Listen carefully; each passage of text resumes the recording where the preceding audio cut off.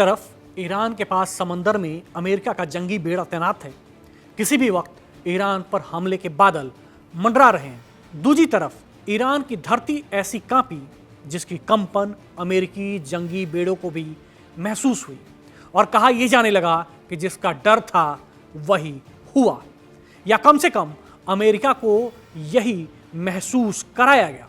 Washington से लेकर तेल अवीव तक और तेहरान से लेकर संयुक्त राष्ट्र के गलियारों तक आज एक ही सवाल गूंज रहा है, क्या ईरान ने सचमुच में वो लाल रेखा पार कर दी है जिसे पार करने की चेतावनी सालों से दी जा रही थी।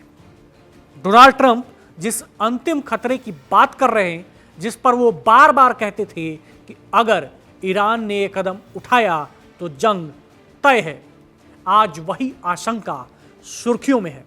सोशल मीडिया, खुफिया हलकों और अंतर्राष्ट्रीय विश्लेषकों में एक शब्द बिजली की तरह फैल गया है, न्यूक्लियर टेस्ट।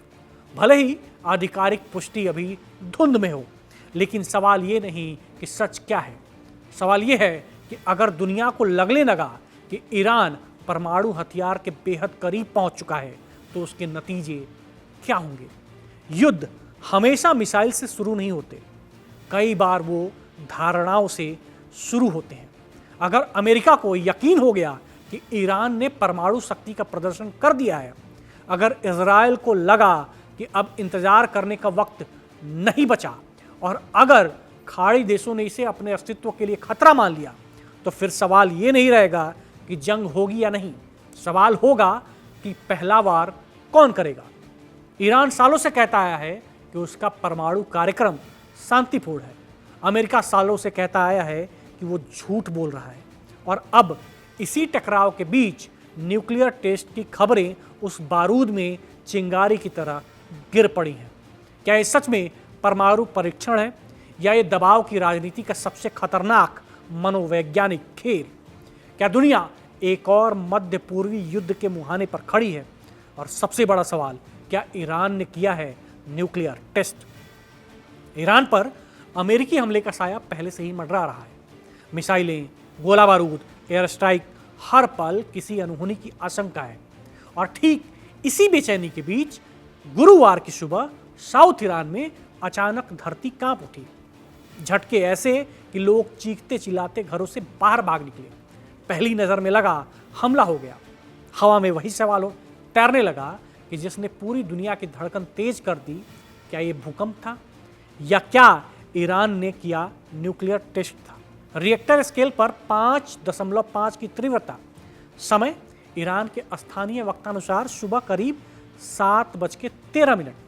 केंद्र फ्रांस प्रांत के मोहर शहर से लगभग 36 किलोमीटर दक्षिण पश्चिम। गहराई सिर्फ 10 किलोमीटर। इतनी कम गहराई पर आया झटका सिर्फ महसूस नहीं होता है, हड्डियों में उतर जाता है।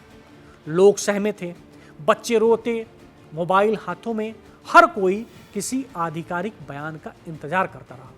लेकिन सन्नाटे के बीच अफवाहें तेज रफ्तार से दौड़ने लगी।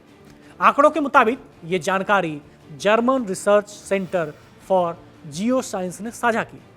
वैज्ञानिक भाषा में सब कुछ भूकंप बताया गया, मगर सवाल ये है कि इतनी नाजुक घड़ी में, जब अमेरिका और ईरान के रिश्ते बारूद के ढेर पर खड़े हैं, क्या हर झटका सिर्फ प्राकृतिक माना जाए? क्योंकि ये कोई आम दिन नहीं था। ईरान अमेरिका तनाव चरम पर है। रिपोर्ट्स और कूटनीतिक संकेतों के मुताबिक 22 फरवरी तक किसी बड़े एक्शन की आशंका जताई जा रही है। ऐसे में जब धरती हिलती है तो शक भी हिलता है। लोगों को लगा कहीं ये मिसाइल धमाका तो नहीं, कहीं बंकर बस्टर ने जमीन के नीचे कुछ तो नहीं छेड़ दिया। और फिर सबसे खौफनाक सवाल, क्या ईरान ने गुप्त न्यूक्लियर टेस्ट कर डाला है? सोशल मीडिया पर आग भड़क चुकी थी। कुछ यूजर्स ने दावा किया कि ये प्राकृतिक भूकंप नहीं, बल्कि अंडरग्राउंड न्यूक्लियर एक्टिविटी का असर है। वीडियो, मैप, थ्योरी सब कुछ वायरल हो गया। कहा गया कि न्यूक्लियर टेस्ट के बाद अक्सर कम गहराई पर तेज झटके महसूस किए जाते हैं। यही पैटर्न यहाँ भी दिखा है। डर इसलिए भी बढ़ा क्योंकि ईरान पर लंबे समय से आरोप लगते रहे हैं कि वो परमाणु कार्यक्रम को अगले स्तर पर ले जाने की फिराक में है। अमेरिका और उसके सहयोगी यही होने नहीं देना चाहते। हालांकि अब तक कोई आधिकारिक पुष्टि नहीं की गई है कि यह न्यूक्लियर टेस्ट था, न ही किसी जान माल के नुकसान की खबर आई है। मगर क्या सिर्फ नुकसान न होना ही सुकून की वजह हो सकता है? इतिहास गवाह है कि कई बार सबसे बड़े खेल की शुरुआत छोटी सी दरार से होती है। आज धरती कांपी है, कल राजनीति कांप सकती है। ईरान भूकंपीय जोन में जरूर आता है। यहाँ भूकंप नई बात नहीं है, लेकिन समय, स्थान और परिस्थितियाँ तीनों एक साथ सवाल खड़े कर दें तो शक लाजमी है। फ्रांस प्रांत सामरिक तौर पर अहम है। दक्षिणी ईरान में ऊर्जा, सैन्य और रणनीतिक ढांचे मौजूद हैं। ऐसे में हर झटका सिर्फ झटका नहीं रहता, वो संदेश बन जाता है। सबसे डरावनी बात यह है कि अगर ये वाकई न्यूक्लियर टेस्ट का असर निकला तो इसका मतलब सिर्फ ईरान तक सीमित नहीं रहेगा। इसका असर पूरे मिडिल ईस्ट पर पड़ेगा और दिखाई भी देगा। जवाबी कार्रवाई, प्रतिबंध, हमले, सब कुछ एक साथ होगा। और अगर ये प्राकृतिक भूकंप था भी तो उसने दुनिया को ये याद दिला दिया कि इस इलाके में एक चिंगारी ही काफ़ी है। आज साउथ ईरान में जो लोग सुरक्षित हैं, कम से कम खबरों के मुताबिक, लेकिन सवाल सुरक्षित नहीं है, वो अब भी हवा में तैर रहा है। धरती क्यों कांपी?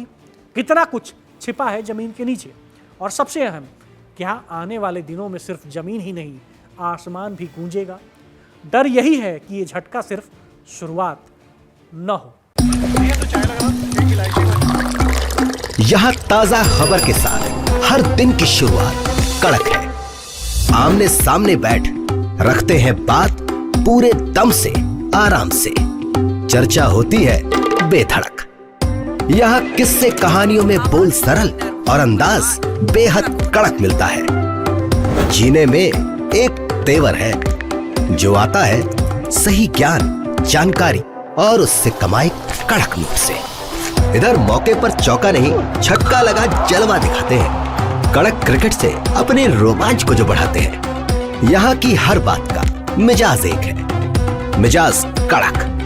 आपका अपना YouTube चैनल कड़क लाइव बेधड़क।